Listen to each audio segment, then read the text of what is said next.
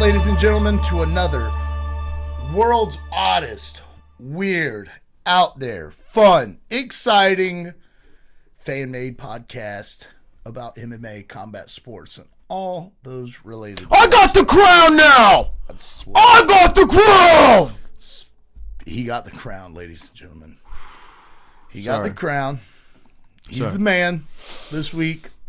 I have to pick up his dry cleaning. There's stipulations to this shit y'all don't know about. And I have to rake his yard, pick up his dry cleaning, and Shit I've been doing for the past 6 months for this jackass. Okay? yeah, now I gotta do it myself. I'm tired of it. Fuck. But congratulations. Thank you. It's It's only by one. I'm only beating him by 1 point. a dub is a dub, my friend. It's 108 to 109 now, my friend. Sheesh. And any win is a win in my book because there's only been about 3 of them in this whole 109-point picking game. Hey, bro. You've been ahead a lot. You're a worthy opponent, my friend.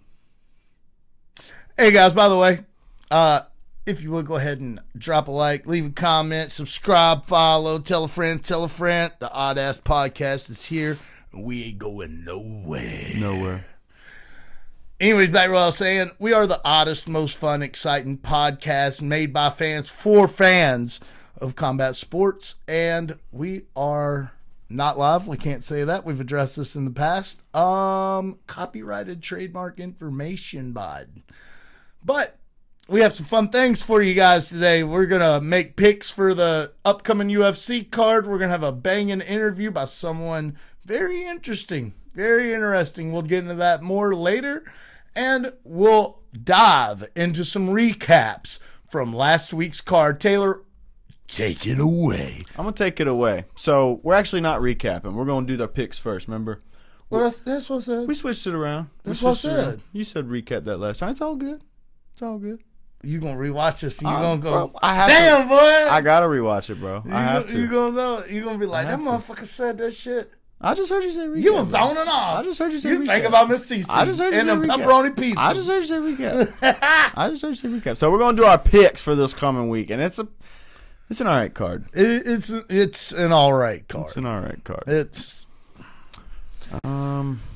listen, I will say, this card does not seem to be lackluster as far as the performance that may or may not happen on said card. It's true.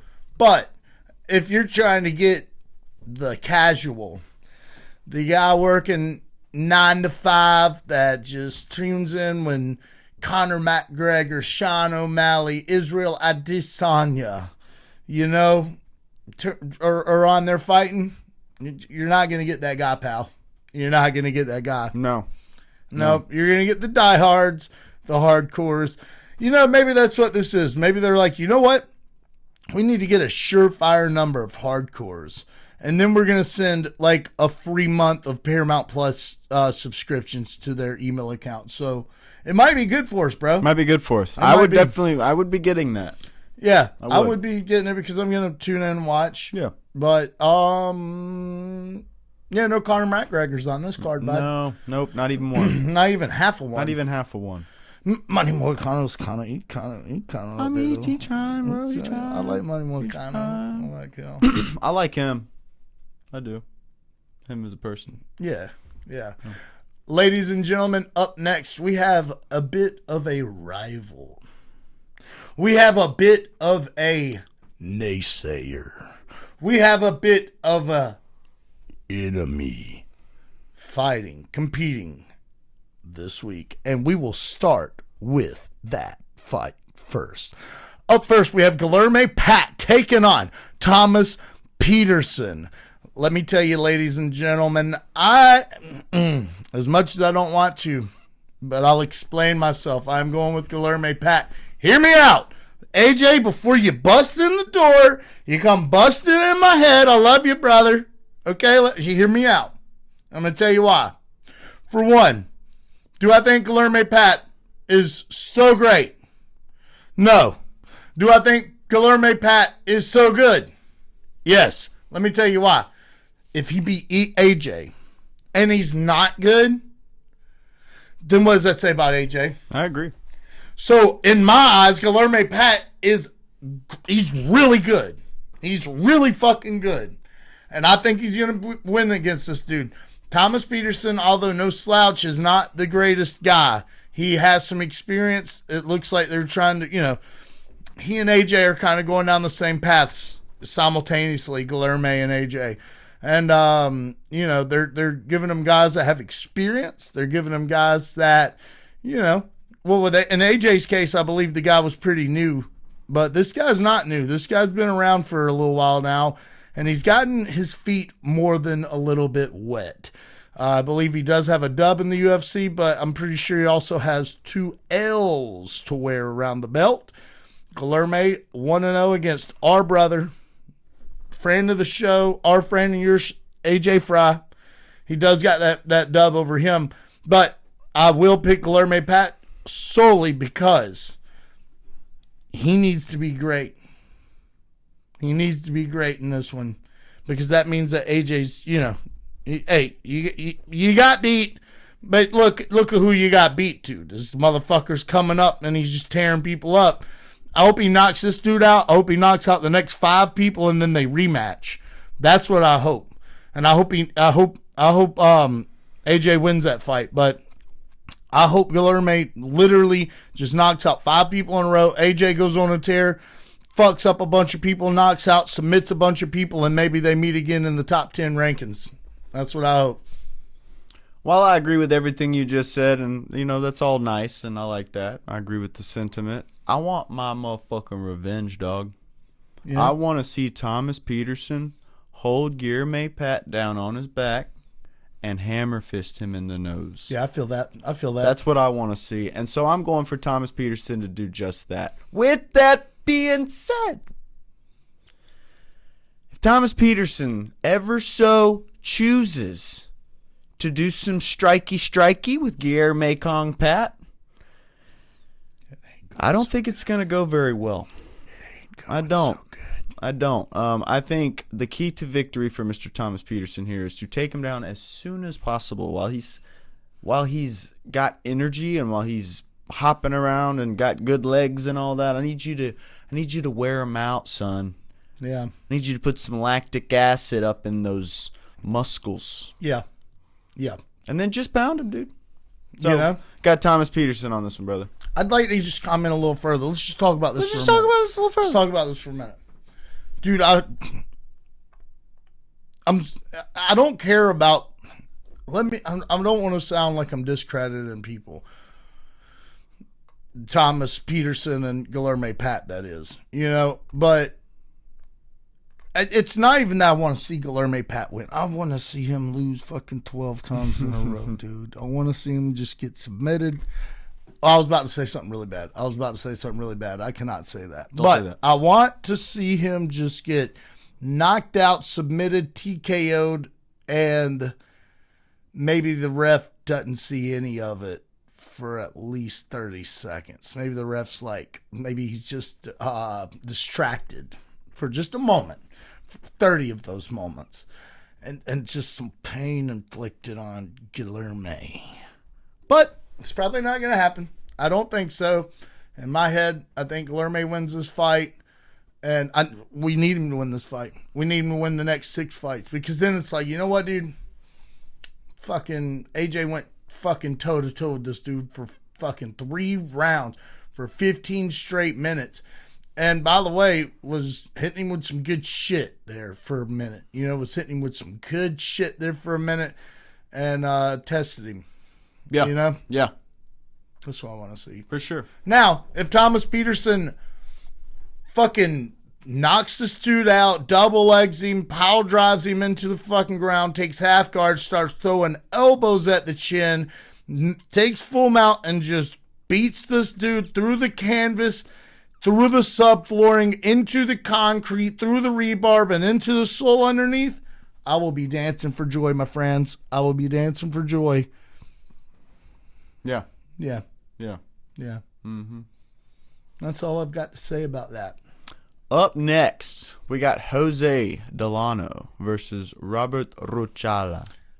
We were just talking about this fight. Bro, this fight is going to be a fucking banger, and I have no idea who's going to win this thing, man. Both of these dudes are so evenly matched and have such great credentials. KSW versus LFA, bro. Yeah.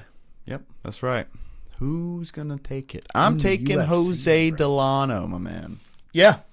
Only reason I say that is because both of these guys have pretty similar stats. They both love to submit and TKO guys. I mean, they have some decision wins and whatnot, but for the most part, dude, they're finishers. And I just think Jose Delano is a little more of an experienced grappler, whereas Robert Rucella is kind of like a crow cop, fucking knock you out with a straight type guy. You know what I mean? Punch through you. So I'm going to go Jose Delano by submission or knockout. You know, and like you brought to my attention earlier, he did Kimura Jean Silva. That's right. And, you know, I got to tell you, I'd like to know what position he was in when that happened, because from bottom guard, people that are short and stocky are fucking hard as shit to Kimura. I bet.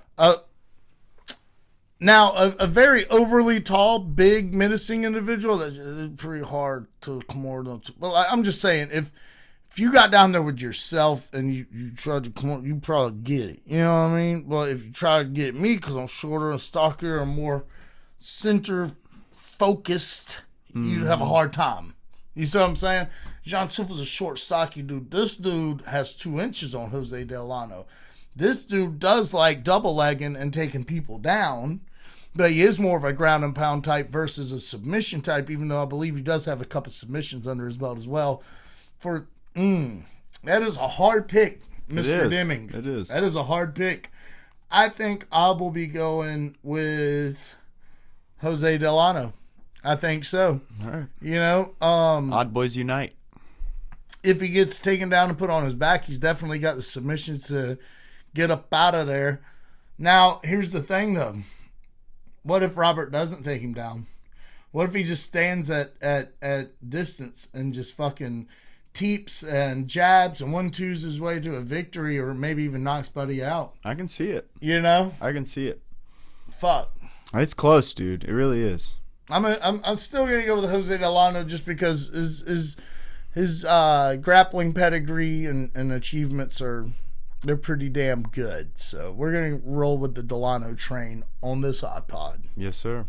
Up next we have Tommy McMillan fighting out of Arizona, bud. He's taking on Manolo Zucchini. Is that cannoli zucchini, bro? Yeah. He's from Italy too. Yeah, bro. he is. Manolo Zucchini. Manolo Zucchini. Zucchini. Who you going with? I'm taking Tommy McMillan. Yeah, dude. Afro Tommy McMillan. Machine gun, bro. Oh. Here's the thing, though. He better tighten the fuck up. Yeah. He better tighten the fuck up. He can't be doing what he did in Contender Series. Hell no. Hell no. He almost fumbled the bag. Is this his debut in the UFC? That's a great question. I believe it is. I think it is, isn't it? I believe it is. But that Contender Series bout, bro, that was nothing. It was tight. You know, Tommy's kind of a big boy. You see him next to Sugar Shane. Yeah, just Contender Series. And he's a big, big boy, bud. Sugar a big Shane. boy. And, you know, with Sean, he's at 135. This guy's only fighting in one class above him, bro, at 145. And he is a lot bigger than Sean. So we'll see what the deal is, bro. I'm going to run with Machine Gun just because, hey, we ride or die over here. We down that hill. That's right. So, up next, we have Ethan Ewing. This is a second bout in the UFC, ladies and gentlemen. If you guys don't know who that is, he is taking on Rafael Estevan. I believe that's Estevan is how they pronounce it. Undefeated. Yeah, Brazilian. dude. Yeah. 14-0. That makes this one really hard to pick because And he's fighting at bantamweight again. Because while I have not seen Rafael Estevan, I have seen what Ethan Ewing can do. Yeah. But that 14-0 scares me a little bit. Let's click on him, bud. Oh yeah, let's Click on him, bud. Hey man, let's just dive in. Yeah. Let's just dive in here. Let's give you guys a deep dive. Bro usually fights at flyweight, Ethan. Who you want to check first, my man? Let's check old Ooh, Esteban. That dude is a grappler, isn't he?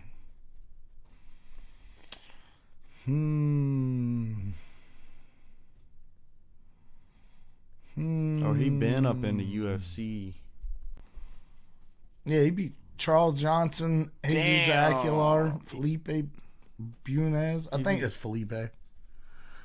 I was looking. Dude, at he this beat earlier. Jesus Aguilar. He beat some fucking monsters, bro. Oh shit, this is gonna be a good fight. We're gonna find out. We're gonna find out. Here's my litmus test for this fight. Do we think that Malcolm Wellmaker would beat the three of those guys? I think so. Yeah. I think Malcolm would beat the three of those dudes. Well, I don't know. I think Charles could catch him on an off night, like Ethan might have. Yeah. Like if he didn't train for Charles Johnson, you get him or something. Yeah, it's like, dude. oh, fuck. Yeah. I didn't even watch this guy's tape. This guy's crazy. It was Felipe Bunez, by the way. Bunez. Yeah. Felipe Bunez. Give me Ethan. I'm ride with Ethan. He just seemed like such a technical fighter in all aspects, in his grappling, in his wrestling, in his striking, in his distance management, and his eyes, his footwork, everything. I mean, that was a really well-rounded guy, and if I didn't know as such, I would have, if I had to put money on it, watching that fight without knowing his record, I would have told you that dude was undefeated. Yeah. On that night. You know what I mean? Yeah, dude, I gotta take Ethan Ewing too, man. I just have to believe that he will be the guy to give Rafael his first loss. Yeah. And plus, dude, I just want him to win. Yeah, I want that guy to win. But I'd really like to see him, unless he's the one deciding, you know what, I'm going to fight at bantamweight. I'd like to see him back at flyweight. I feel like he'd be such a problem at flyweight. But yeah, good to see Ethan back. Up next, we have, and don't fucking come for me, guys. Do not fucking come for me. Abdul Rahman Yakayev. That's not bad. Let's see. Abdul Rahman Yakayev taking on Brinson Ribeiro. Ooh. But isn't there supposed to be 2 R's for the... Maybe. For the roller. See, I don't know, dude. Brazil just has like all their own set of rules. Yeah, bro. Right. Sometimes they don't even got no rules. That's true. Sometimes they ain't got no rules. They just be freestyling. Hey, bro. I'm gonna tell you something. Who's Brinson fight? Cause he got a fucked up little record. Well, before we even look, I'm taking Abdul. You're just gonna take him right off the rip, dog. He's from Turkey. That dude is that not boy fucking ain't around. playing, boy. That boy be eating horse meat. 100% takedown accuracy. Good night. 14 takedown average. I was gonna take him right off the rip like that, but then you did it like out of humor. But I'm sorry, I fucked you up. let's see. 14 sub average. Dude, in 8 fights, what the hell? All right, that's crazy stats, dude. That is crazy stacks. Oh yeah, I'm going with Abdul. Hey, bro's been around though. Bro's been around. Yeah, he has. He has been around. I think it's I think it's Abdul's time. Yeah. This is Brinson wasn't even supposed to be here in this time. That's what it looks like. Yeah, sorry. It looks like they just like were like, if you want to fight, this is who you have to fight. Yeah. Like, fuck. You have 3 weeks. Oh, he's coming out of Aries FC too, bro. Those guys are not fucking playing. He's fought somebody on steroids. Yeah, he's fought someone on steroids. And dude, he's defended the championship a lot. Submission, KO. Yep. Give me Abdul. I'm a fan. Rahman Yakayev. Up next in the co-main event of the motherfucking evening, we have Verna Jandaroba taking on Tabitha Ritchie. You know, Tabitha's worked really hard. She's worked really hard, bud. She's beaten some good people. My girl Jillian Robertson's one of them. She's not winning this. She's not winning this. I believe Verna Jandiroba is going to beat her to a pulp. I don't even think it's going to be... Look, I actually feel like this is going to be a striking match. I actually feel like Tabitha might start tagging Verna up. And when the going gets rough on the feet, Verna is not going to try to take her down. She is going to fucking blast double leg her down and try to TKO her with ground and pound. When she does not succeed because Tabitha turns to her back or tries to get to a hip, Verna is going to take that neck and pop it off like a fucking champagne bottle, bud. I agree. Write it down. Verna Jandiroba, RNC.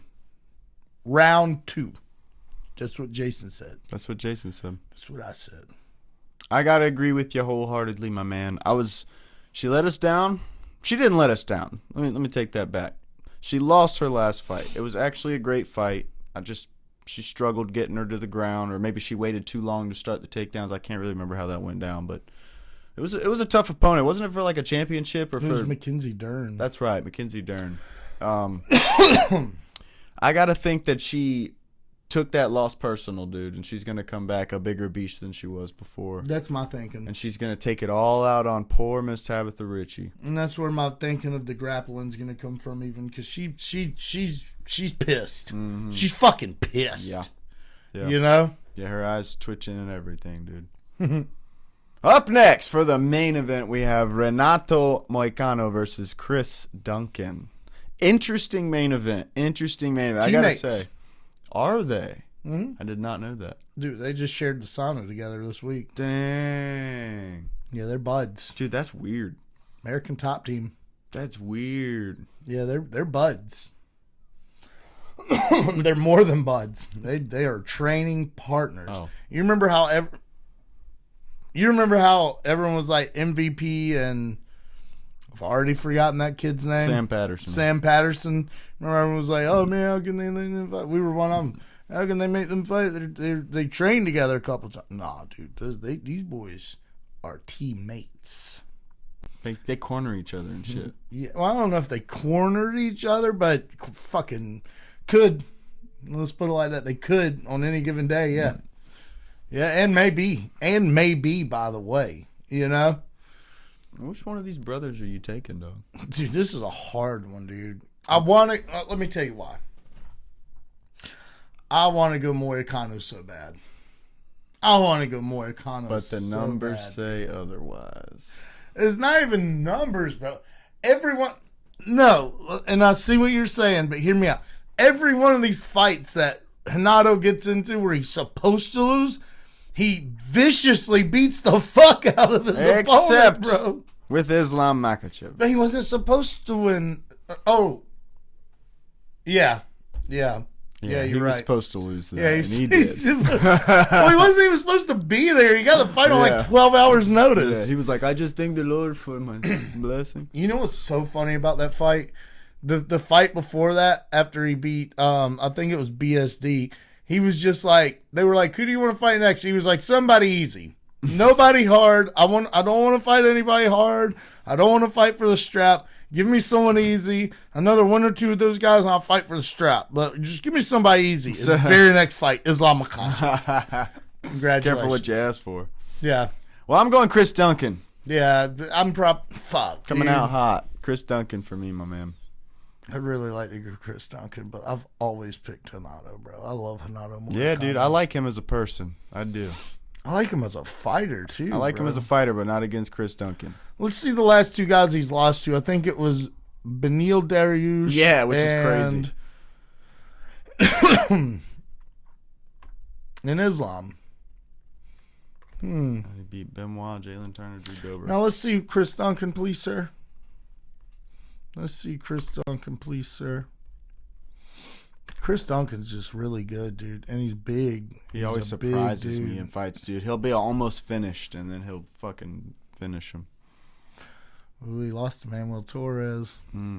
Beat Matus. Beat Terrence McKinney. You know what? Yeah, give me money. I'm taking Moicano, ladies and gentlemen. Chris Duncan, he's on his way up. He very well might beat Moicano, too, by the way. I'm not saying, like, go put your money on Moicano. That is not what you do. As a matter of fact, this is one of those fights you avoid. You don't bet on. You know what I mean? Don't do it. Ladies and gentlemen, that was our picks for this week's UFC Mohicano versus Duncan. Ladies and gentlemen, up next, we have a very exciting and compelling interview. We have a man who defies all the odds.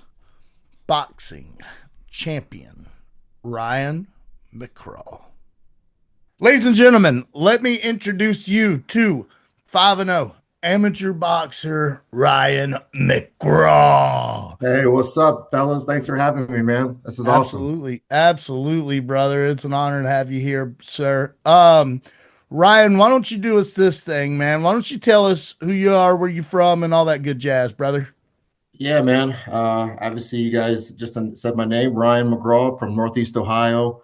Born and raised in a small town in Coshocton, Ohio, which is a couple hours, about an hour and a half south of Canton area, for those that are familiar with that area where the Pro Football Hall of Fame is at. But I currently live in an area called Barberton, Ohio, which is by Portage Lakes, a little bit north of Canton, and kind of in between Canton and Cleveland. So that's currently where I reside, and get to have the luxury of owning my own business and having the wonderful opportunity to do boxing and see how far this thing can really take me. Absolutely, dude. He started naming where he was from and stuff. I was like, bro, don't dox yourself. Don't dox yourself, dog. It's the internet. No, that's awesome, man. That's awesome, man. Tell me how you got into your boxing. Was that a Bud Light? No, it's called a Zevia. It's like a flavored water. All right. Okay, I was just hey, because it can be that kind of podcast, pal. Yeah, it can be that kind of podcast. This is the Oddass podcast. I can't be drinking while I'm trying to get ready for these events and these boxing things. So I gotta limit that alcohol. That's right. So how'd you get into boxing, my man? It's one of those weird things where I've been in competitive sports my whole life. I played high school ball, football, and basketball. Had the opportunity to play in college for small Division II school. So played 4 years of football there. So I've always kind of been in that competitive mind frame, that competitive spirit. Shortly after my college career, got into had a very, very short stint. I wouldn't really call it that I really did anything with it, but I had an opportunity to play professional football out in New York, but got cut. I was there for basically a cup of coffee and was out the door pretty quickly. Sheesh. And I basically, my career was derailed pretty much mostly for some pretty severe injuries, but that's neither here nor there. But you asked why I got into boxing, and it stemmed from years and years and years of being around, that camaraderie, that determination, that work. And so, when I was in my early 20s, figuring out what's next in life, I always wanted to stay in, decent shape, worked out, and obviously, that helped me in my career, which is being in that competitive mind frame to try to, excel in that atmosphere. So when I hit 40, so fast forwarding 20 years or, 18 years or so, I said, I got to do something different. I worked out my whole life. I, played sports at a fairly high level, did competitive bodybuilding for a short stint in my 20s. So I always just kind of, again, had that mind frame to stay in shape and do something different. And I literally walked into a boxing gym, and out of the blue, I just said, hey, I want to feel what that's like to walk into a ring and feel that crowd cheering you on and just say it's me versus somebody else, and somebody's going to walk out a winner.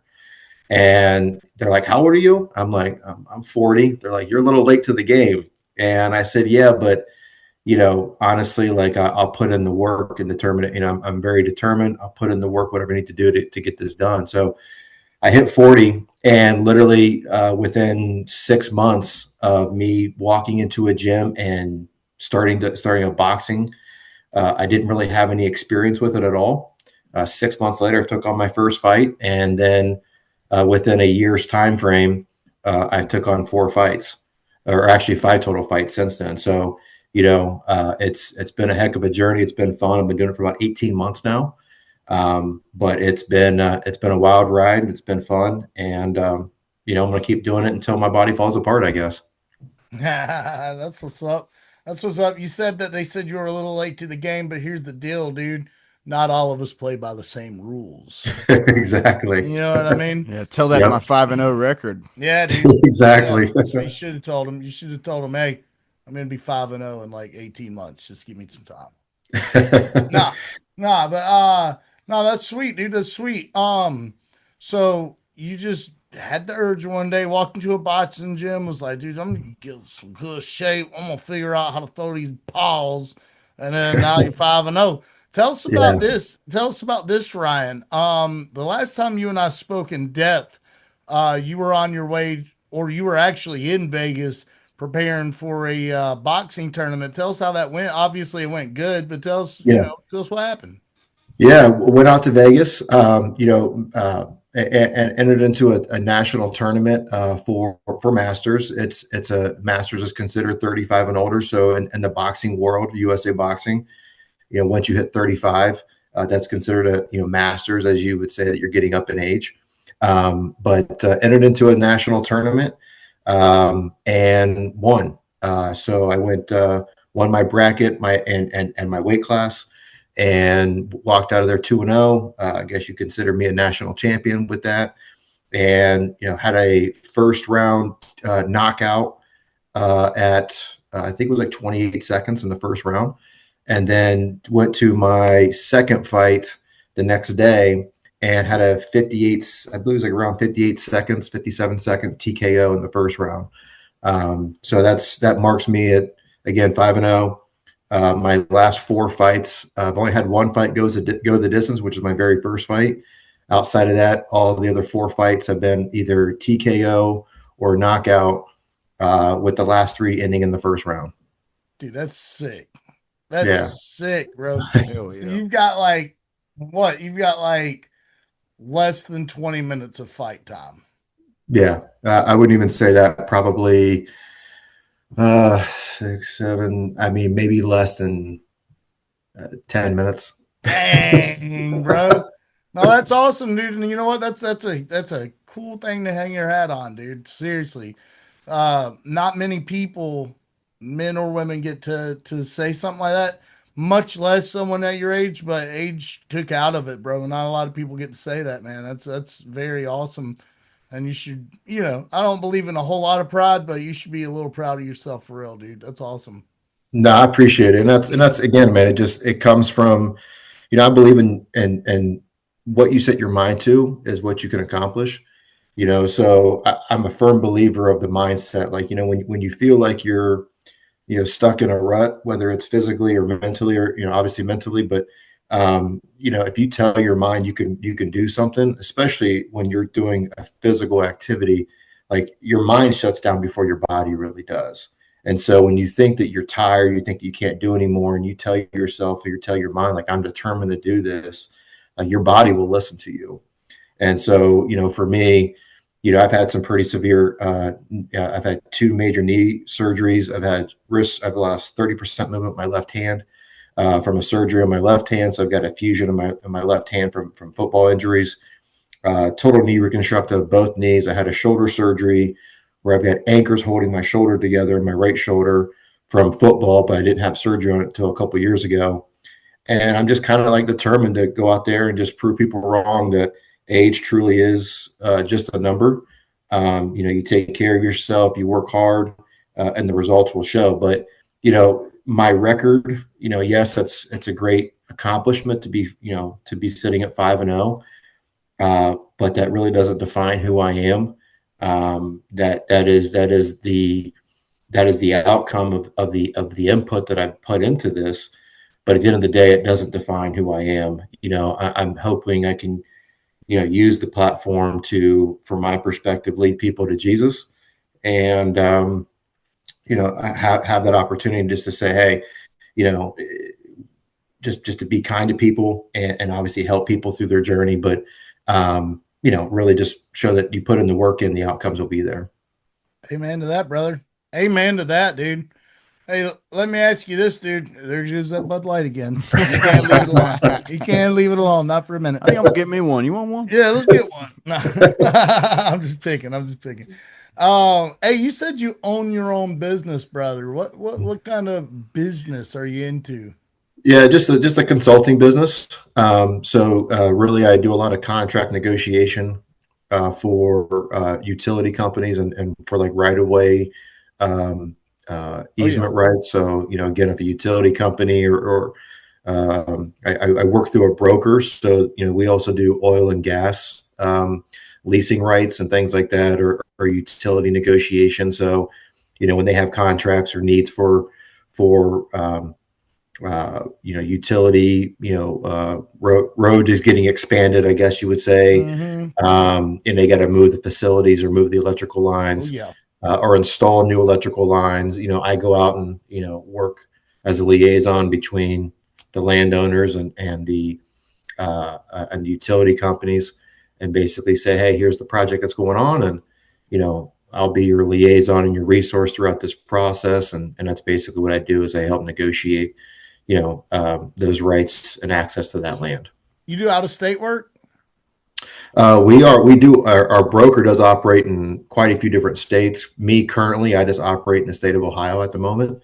So I'm traveling throughout northern Ohio to southern Ohio to central Ohio. Because I got something for you, big dog. I'm gonna get with you off the podcast. We're gonna start talking about more combat stuff, but I got something for you I need to talk to you about. Sounds good. Make some business. I'll bring the Bud Lights. There you go. There you go. There you go.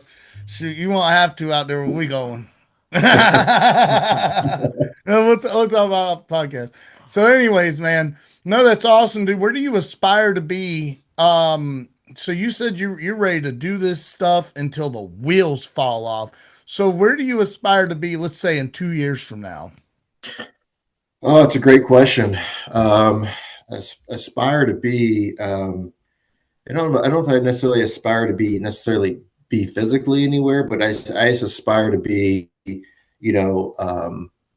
helping and encouraging and mentoring people that are really struggling. For me personally, I've gone through a pretty significant, I won't get into too much details of it because I'm in current litigation with my family court matter. No, you're good, brother. But I really want to help a lot of people when it comes to family court matters, and the importance of being a dad, the importance of fathers being involved in their children's lives. I just see too often, I've heard too many stories, and for my own story to kind of go through what I've gone through personally, to where the court system isn't always as friendly to the men as it is necessarily the women. And that's not a diss to women by any stretch of the imagination. It's just the data that supports that is there, to where 90% of custody battles, they're automatically awarded to the woman has primary is the primary caretaker or primary custody of children. That's statistics all across the country. It's 90% of women get that. So there's a big disparity between family courts. So for me, it's really just, again, having the opportunity to connect with people all across the country, getting involved in these tournaments when it comes to boxing, and having the opportunity to make connections and meet new people, because you never know who you're going to come across. Just the people you get to meet in this space that are, from all different aspects of life, from the highs of highs to the lows of lows, and then they're all over the country. So it's just, for me, using boxing as that platform, as that gateway to make introductions. Obviously, social media is a big thing.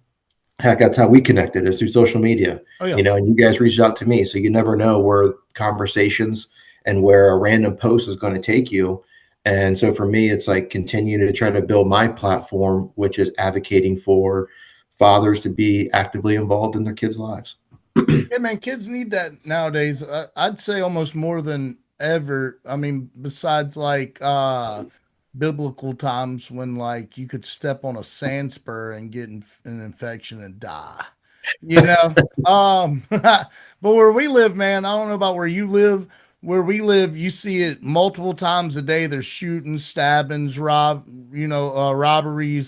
drug deals gone bad, and people, young people, very young, mainly men, just killing each other with almost without cause, dude, in cold blood a lot of the times. And it's a big deal too because white, black, brown, yellow, red, it doesn't matter. And I say red because if I turn, you can see I'm red. So we're gonna throw red into the ethnicity portion of the pod.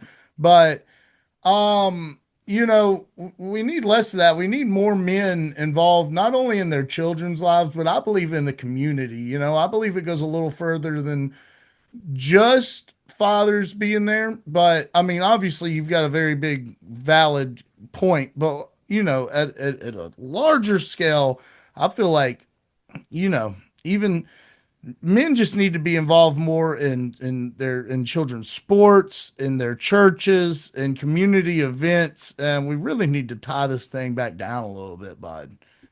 Yeah, I mean that's really been what's happened over the course, probably since I want to say it's probably been around since the introduction of welfare, since like the 60s, I think it was, where you saw the destruction of the core family, Yeah, because it made uh, you know primarily single women primarily dependent on the federal government. And so, when you basically start to, and when there is kickbacks at state level funding from federal funding and the family court system specifically, and even obviously welfare standpoint, that it doesn't really encourage a core nuclear family. yeah, And so, that's really been the destruction, and we've seen that deteriorate over the years. And so you're right. When you have men that are specifically just running away or walking away for whatever reasons, and not even running away, sometimes they're even just forced out, yeah, because it makes it easier, and for everyone involved, because everyone is getting a piece of that pie. And so it's kind of just the core family has been deteriorated over the years. And then obviously we've seen social media and all these things that are happening in society in real life that are just, kind of getting away from it's almost like it's not cool, which we know that that's probably the minority, but it's not cool to be masculine. It's not cool to be a man, or lift weights, or, kind of be that provider or that supporter. It's just the world that we live in, unfortunately. I think that we got to get back to what our core values are as a society, which is that core nucleus family, and the man being the provider, the man being the supporter, and the man being in essence kind of man the being the discipline, man. the man being the man. So Yeah. Yeah, and hey, listen, in this economy, we don't blame women for going to work, even if you're in a stable, healthy relationship, but it starts at home, guys. I think that's what we're trying to draw the picture here, lay the foundations for, yeah, right? yep, Yeah. No, that's a great message. That's a great message, brother. Let me ask you something. And I don't mean to steer away from that. We're gonna get back to it a little bit, but when is your next fight? And I'll segue into back into this here in a minute. But when is your next fight? Do you have anything scheduled? yeah. I was looking. Well, I was looking a little bit sooner than this, but my next fight currently is looking like around July, Okay. and then that'll be a local fight here in Ohio, and then I'm going to be fighting, I think, out in Michigan in August. I'm going to enter into a tournament out there. And then originally, the next opportunity after that was going to be in September, out in New Jersey. But I believe there might be another uh, tournament in Vegas in November. So I might do that instead, just do that one. And then I think there's another local fight that hasn't really been announced yet, for November that I'll do around here, and then I'll go back out to Vegas next February. So I'm going to be pretty busy the second half of the Pretty year. stacked. Yeah, You know, absolutely. if you're ever looking for fun side quests in between fights, there is a local to them promotion called New Line Fighting Championship out of West Virginia. Have you ever heard of them? Mhm. Yeah, I they have. They have. They're not. From my understanding, I reached out to them for. I think I'm too old. oh, no doubt, no doubt. Yeah. Well, So I that's think crazy seeing some, and excuse my language, but I'll shit on them. I don't care. Some of the people that come through there, that's a little wild that they wouldn't let you, a healthy, you know, able-bodied individual. I mean, you look at your pictures on and your videos. You make good meme videos, by the way. We checked you out on Instagram, and hey, guys, go follow this fellow on Instagram. But yeah, there are some like 25-year-old men going through there. It's not half in the shape you are. So that's a little wild to hear. yeah. I reached out to them because I was interested. They have. You got to go through the. I think the West Virginia Athletic Commission and do some different kind of testing and get a little expensive. So I was looking at it, but then I think that because I think I think through the age of 40, then you're kind of cut off, from my understanding. But Hmm. could be, but again, that's why I go through USA Boxing, Yeah. because I can, once you're part of that organization, any USA Boxing sanctioned event in the country, I can do. Um, Awesome. so if there's something in West Virginia at USA Boxing, I may look at it, but I don't think that New Line Cage Fighting was specific to USA Boxing sanctioned events. So I have to go through a different set of testing and things like that to be part of that. And I believe I'm also too old because Well, that's I'm past the ageist. cutoff. That's So ageist. And it's a serious problem in this country. yeah, Speaking of serious problems in this country, they need to let Ryan get in there and bust some dudes up, bro. I agree. Talk to your boys, man. I'm going to talk to him for you, Ryan. I'm going to see what the heck's going on down there, bud. hey, let me know, man. It'd be Yeah. fun. I'm going to say, look, It, bro. it looks like a cool atmosphere, man. I looked at some of their videos on there. I mean, it's like I thought, how cool would that be? You got this cage, and you got some boxing, and then you look, you're out in the. It's like in the middle of the street. I'm like, Yeah, what a cool it is a cool feeling that would event. probably be. It'd be a cool event. Dude, the promotion in itself's cool. The owner's cool. Everything about New Line Fighting Championships is really cool. I really enjoy their promotion. We deal with a lot of promotions all up and down the East Coast primarily. We're just, starting this thing, but I knew them even before we started this. And Mhm. I've thought about going and fighting for them a couple times, to be honest with you. I mean, they're pretty good guys over there. Yeah. So, Now, do you guys fight? I mean, do you no, mix it up a little no, bit? no, no. Okay.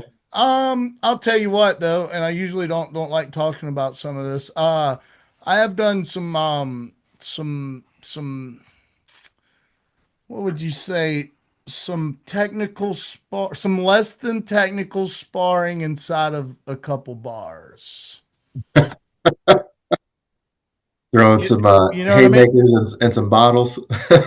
No bottles, but some haymakers, some I, haymakers. I feel you Um, there. I got you. some unsanctioned events, if we Sure. will. I think You we've all know? been there a time or two. Yep. And I went. We. I don't want to get myself in trouble. But yeah, I did good. I did good for Yeah. myself. In the streets, I mean, I've had my butt handed to me a couple times for real though. In Yeah. the streets, it happens. You take a It L all every now and again. It happens, happens. everyone. I've been Yep. there. We've all been there. Yeah, oh yeah, and I've trained in a few gyms as well, and Yeah. that's where I got my butt whooped quite a bit, quite a Yeah. bit. Yeah, Yep. but yeah, almost every time, as a matter of fact, almost every time, in the gym. But I had a lot of fun in the gym. I had a Yeah. lot of fun in the gym, and I was in shape. I was in the best shape of my life when I was training. But dude, just work and home life and everything else kind of started stringing itself together. And there's this old saying that's like, if you love it, you'll make time. But dude, there's just so many hours in the day, bro. And it's like, do I work and provide and be there, or do I work and provide and then not be there at all? Yeah. No, Well, choose to be there. that's why I say, if you like you said, if you love it, you'll find time. And I understand that life happens, but I always say, who really needs sleep? Because when you're dead, you can have plenty of sleep then. And so, Sheesh. just get up early and get it done. And you work, and then you come home and do it all over again. So once you get in that routine, after a week, man, you get in that routine. It's easy. Grind So set. Not mindset, grind set. Yeah. yeah, Yeah.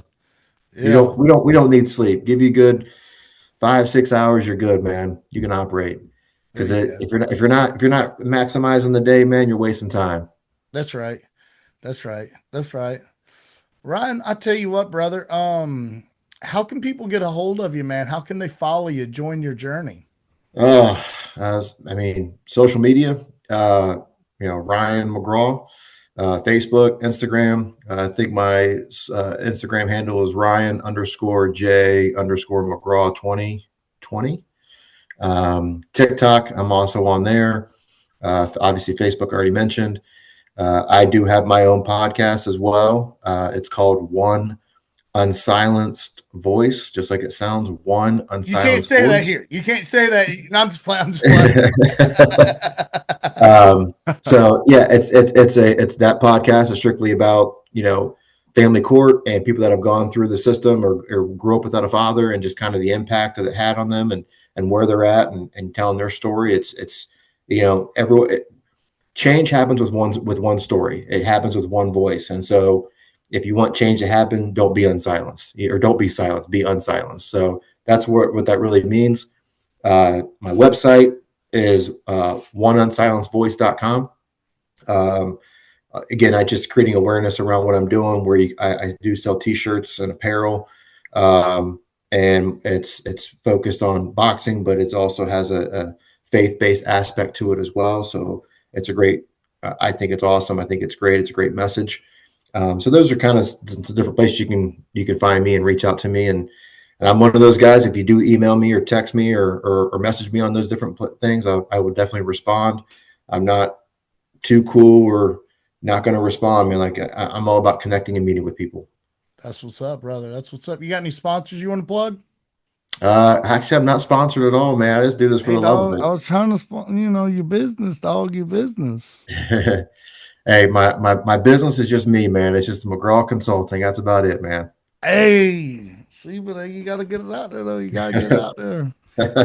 All right, Mr. Ryan. Let me ask you. We'll end on this because this has been a fantastic. This has been a fantastic interview, and as a matter of fact, I'd like it if you can you come back. Yeah. All right, cool. So you can come back after Cool. your next fight or before your next fight or both, whatever. Got Okay, and we don't do that for everybody. it. Are you just saying that? Are you just saying No, that? no, we do not do that for everybody. No, only guys that are cool as hell. So let's do this. Let's end on this. If you had a message that the whole world could hear, a 30-second message, what would it be? Well, first off, two things you can always be in life: humble and teachable. And I think that if no matter where you're at in life, no matter what's going on in life, appreciate what you have, because in an instant it can be taken away. So, from a standpoint of where I come from, thank God if you're a believer. Thank God for what you've been given. If you're not a believer, I hope that one day you come to Christ and listen for Him to speak to you, and listen to that, for his wisdom and His guidance on that. But at the same time, if you're not a believer, just be humble, man. Be humble where you're with what you got in life and where you're at. And the second thing is always be teachable. And I think that will carry people a long way, because I think we get in those ruts where it's just we think we know it all. And I'm a firm believer that no matter where you're at in life, no matter how old you are, no matter how young you are, you can be two things, and it's humble and teachable. That was strong. That was a strong. You know what? That was too strong, so we can't end it on that. Do you believe in aliens? I actually do believe in aliens. Let's go. There's no way that the the galaxy is this big that we don't have other forms of life somewhere around there, and there's just too many conspiracy theories out there to say that there's not other forms of life somewhere. Absolutely. Absolutely. You know, I was going to get really technical on this, but I'm not going to because we don't have time. Our timer is counting out. So we were just speaking with our brother and friend of the show, AJ Fry, about this. Do you think if aliens had the option to, they would put spinners on their UFOs? This is a serious question. I need you to lock in. You know, yeah, why not? Okay. Why not? Yeah. We're trying to start this business. What's that? We're trying to start this business, and we're asking how people feel about it. We're trying to probe for information. Consumer Reports. Yeah, exactly. I mean, Yeah, why not? I mean, if they have the opportunity, I mean, they're traveling all these millions of light years away to be here. You got to look good doing it. Yeah, you gotta exactly. Look good doing it. Yeah, exactly. Yeah. Have you seen the video of the UFO flying and the U.S. military shooting a missile at it and it just deflects the missile? Is that fairly recent? That's like less than a year old as far as the public's knowledge. Yeah, I believe I have seen it, and I think that, you know, conspiracy theories are 100% right all the time, and there's way too much information that is out there available for us. We just got to do our own research, and there's a lot of things that are being hidden from us from a government standpoint. So I do think that there's a lot of truth to a lot of these different things that we think that are out there, they're out there. Yeah, you know? That sounded something similar like what Neil Armstrong said, and I can't quote it, but I will like sub-quote it, which Neil said, speaking to a group of kids, he said something along the lines of truth hides underneath the I can't remember. Actually, I won't try and do it. I tried to sound really smart there. Tried to sound really smart there. It didn't work out. Didn't work out at all. Probably because I'm not very smart, Mr. Ryan. No. So, that was fun. It's been a blast. Thank you for coming on. We had to get a little odd there at the end. It's the Oddass podcast, so we appreciate you joining in the fun. No, it's fun. I thank you guys for having me. It's been awesome. It's great to meet you guys, obviously in virtual form here, but I hope you guys have me on again. I'd love to join. This is great, and getting to know you guys and getting to meet, and connect with your audience. I hope it was beneficial for them. So look forward to being on again. Let's go. Ryan McGraw, everybody. Give him a round of applause. Absolutely. Hey, thanks for coming on, brother. Appreciate it, man. Thank you, guys. Yeah, man. Talk to you soon. All right, man. Hey, how about that? It's pretty cool, man. We haven't had a lot of boxers on here. No, pretty exciting interview. Hell yeah, it was a nice dude. Yep. Hey, bro. I'm just saying, that boy, he don't play no games. He don't do that. He don't play no damn games. If there was one thing I got from that guy, it said he does not play games. Not even a little bit. Well, ladies and gentlemen, we have come to that part of the podcast where we will once again remind you to like, comment, subscribe, follow, tell a friend, the Oddass podcast. Weird, fun, exciting. This here isn't ever going to go nowhere. Unless one of us fucking dies, bud. Then it might. We haven't talked about that part, but it might, though. Hey, let's do the recaps. We got recaps to do, okay?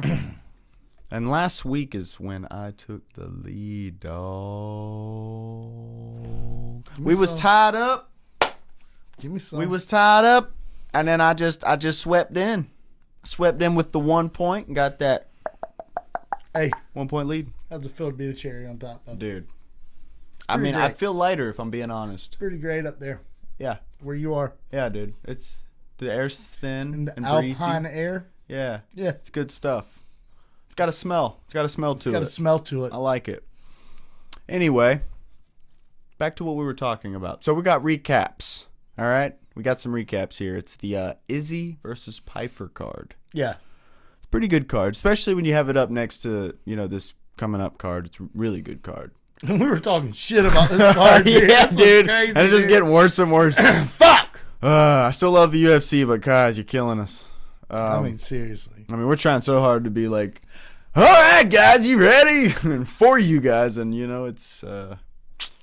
Anyways, so the recap of this will begin with Terrence McKinney versus Kyle Nelson. We both took Kyle Nelson. You almost took Terrence McKinney in the last minute. You were like, "Yep, Kyle Nelson." I always do that.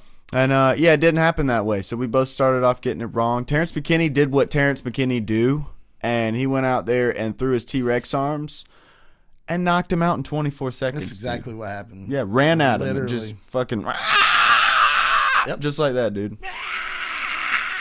It was pretty sick. I liked it. Hey, what's funny is he was like, dude, his coaches, they were like, dude, we're practicing patience.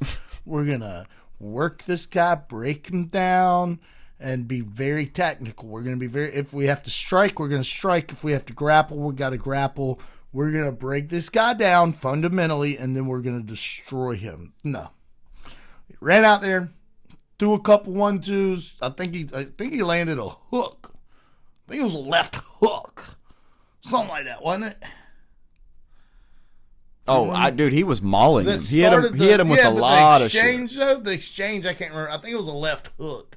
And then just fucking mauled him. Yeah, I don't even remember what it was. I just remember he threw a lot of shit and he landed most of them. And still didn't get a fucking bonus. That's what I was about to say. This man just surpassed Tom Aspinall for the least amount of fight time in the UFC. Crazy. And he has 8 first-round finishes, 0 bonuses for that. Dude. Fight lasted 24 seconds. Is this a conspiracy against Terrence McKinney? Dude, it's got to be. What's going on? The kids had to have gotten in trouble. The UFC's gotten them out. They've said, hey, look, this is what's going to happen, though. We're not hooking you up with no extra shit.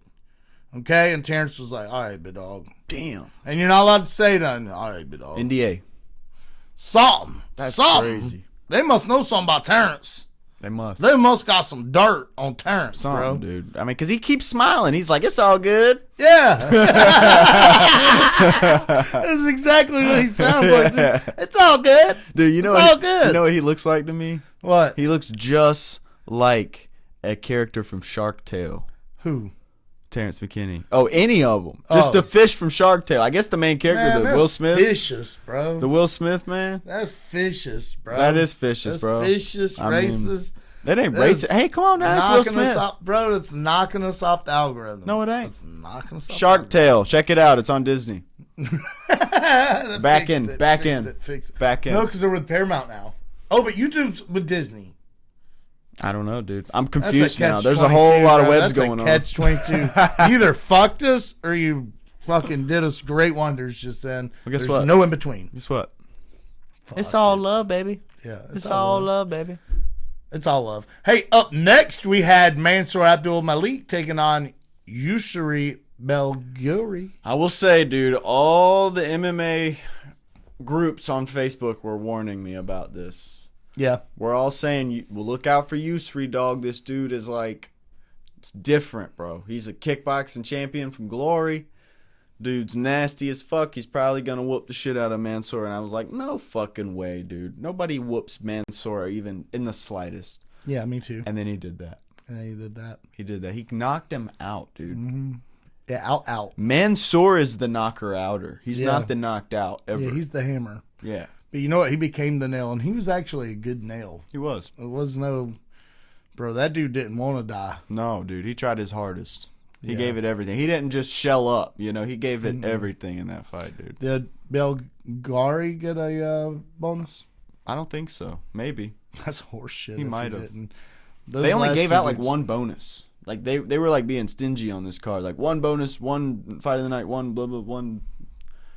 Yeah. Up next we had Julian Arosa who took on Larian Douglas. Bro. Larian is a monster, dude. I'm a fan. I'm a fan of Larian. Did I take Larian? We both did. Okay, thank God. Yeah, you almost took Julian Arosa, but we looked at Larian's record and we're like, oh yeah. Larry fucking Ann. Yeah. Yeah. Yeah, Larry can. Larry can Douglas. And he did. Larry did. Real quick. Well, not real quick. 3 minutes. You know what, dude? Seconds. This next one kind of pissed me off a little. Michael Chiesa took on Nico Price in both of their retirement fights. Yeah, it almost seemed like Nico just collected a check on that one, dude. Dude, well, you know, a lot of people are saying this, but here's what I think. Nico's been in the UFC. I think he's like fucking 5-7 or 4-7 in the UFC. Something like that.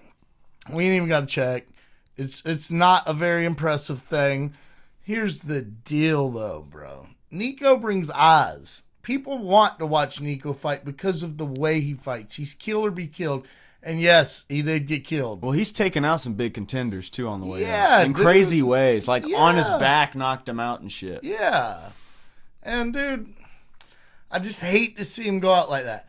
Then they do up Michael Chiesa like he's been this fucking multiple world time champion just because he's a fucking commentator. And it's like, look, dude, look. I get it to a point, but they overdid it with Chiesa. You know, even the commentators were kind of shitting on Price and like not DC and who's the other guys commentating? Do you remember? It was DC, I think. Dominic Cruz. Yeah, Dominic Cruz wasn't shitting on Nico. And the color guy was Mike, what's his name? But Fitzgerald. yeah, and it wasn't those guys, but like everyone else at the UFC booth were just trashing Nico, bro. And they were doing it in a sports friendly way, but it's like, bro, come on, dude. Dude's going out himself. Like, let two dogs go in there and handle it. And when they walk out, like, look, as much as I'm saying this, I actually agreed with DC's take on, you know what, it just felt right to give Chiesa the mic and then you can't do it afterwards. But, you know, hey, Nico, we know this didn't go the way you went. It went. We know you're retiring, brother. Thank you for everything in the UFC. Take care, brother. We wish you nothing but the best. Nico Price, ladies and gentlemen. Everyone applauds him on the way out. Then go to Chiesa and do it. But you can't do Chiesa and then Nico. So I do understand what DC was saying. I just feel like he got done a little dirty on the way out, bro. You know? I think so, too. And Chiesa's not all that, dude. He's not all that. He's never been all that. Well, there is something to be said. There's this thing that the UFC is willing to do when you come up through the Ultimate Fighter where you get special privileges if you play the game. Yeah. If you play the game and you are a company man and you came up through the Ultimate Fighter, you get special privileges. Yeah, for a fact. Because it's like, I mean, think about it. Like Diego... Which one? Sanchez? Dude, I get all their names mixed up. Lopez, Sanchez, fucking... But, yeah, Diego Sanchez, bro. He was a very favored person in the UFC until he wasn't. Yeah. Like, that shit can go the other way, too. If you piss the UFC off and you came out from the Ultimate Fighter, they feel betrayed. Yeah, and then you get blacklisted. Nate? Yeah, dude. Yeah, so, like, the Ultimate Fighter is a special weird thing, and it adds, like, a complexity to fighting in the UFC, I've noticed. And I think Michael Chiesa just got that special treatment because he came up from the Ultimate Fighter. He was a company man the whole time. He did commercials for him. He always did what he was supposed to do, like, as a company man. Yeah. And now he wants to do commentator. He's doing a great job at it, and... You know, they're taking Yeah, I like care his of their own. commentary, too, by the way. But I do agree. It was a little strange, you know, like, yeah. But I like his commentary better than his fighting. with all that being said, I chose Michael Chiesa. And, I think I took Nico. you took Nico. This was one of the ones Yep. that set us apart. Mm. Yeah. Yep. Well, I'll tell you what. Neither one of us could have guessed how this next fight ended. Dude, no, that was fucking brutal. Because when Alexa Grasso took out Macy Barber, it was a double knockout submission finish. Dude, that was a homicide. Yeah, it was absolutely like there was chalk lines in it. When Israel and Joe were running out, there was like chalk lines left in the octagon. Dude, it was bizarre because like even when Macy woke up, she was still just staring like she couldn't move or something. It was freaky, dude. That was freaky. It was scary. As a matter of Insane. fact, it was scary. I knew Alexa Grasso had some nasty fucking boxing, but I didn't know she had it like that, dude. Yeah, victory by punch is a great way to say that. Yeah, One fucking dude. punch, dude. Yeah, dude. Because you see the other one says victory by punches. Yeah. Victory by punch. Damn right. That's what Yeah, happened. dude. That's what happened. And then she just choked her out just for fun. Dude, that was sick. Macy looked game too. She It's did, not bro. like She she did. wasn't You know what I mean? Like, this isn't for a lack of anything. It's just Alexa was that on bitch. So I feel like every fighter that comes into a fight is at a different level on the spectrum of how ready they are, health wise, mentally. Some of them are actually on different levels of the spectrum. That too, but I think Alexa was on the 100% end with this fight, dude. Yeah, you know what I mean? Like being fully focused, fully healthy, dude. Because we've seen her in these big moments before, and she's kind of choked a little bit. Not necessarily choked, she just can't. She can't show what she has because the person's defense across from her is so good. Mm-hmm. And that was not the problem here. No, hell no. She fucking handled that shit, dude. Yeah, dude. I was excited to see Macy come on up and challenge like Valentina. Mm-hmm. You know, I think that was the first time Macy's been knocked out too. If I'm not mistaken. Yeah. Mm-hmm. Pretty sure. So hats off to Alexa Grasso. We both got that one right. We believe in you, girl. Up next, we got the main motherfucking event. It's Israel Adesanya versus Joe Pyfer. We both got this one wrong. All right, cool. Yeah, so Joe Pyfer, dude, is no joke, we found out.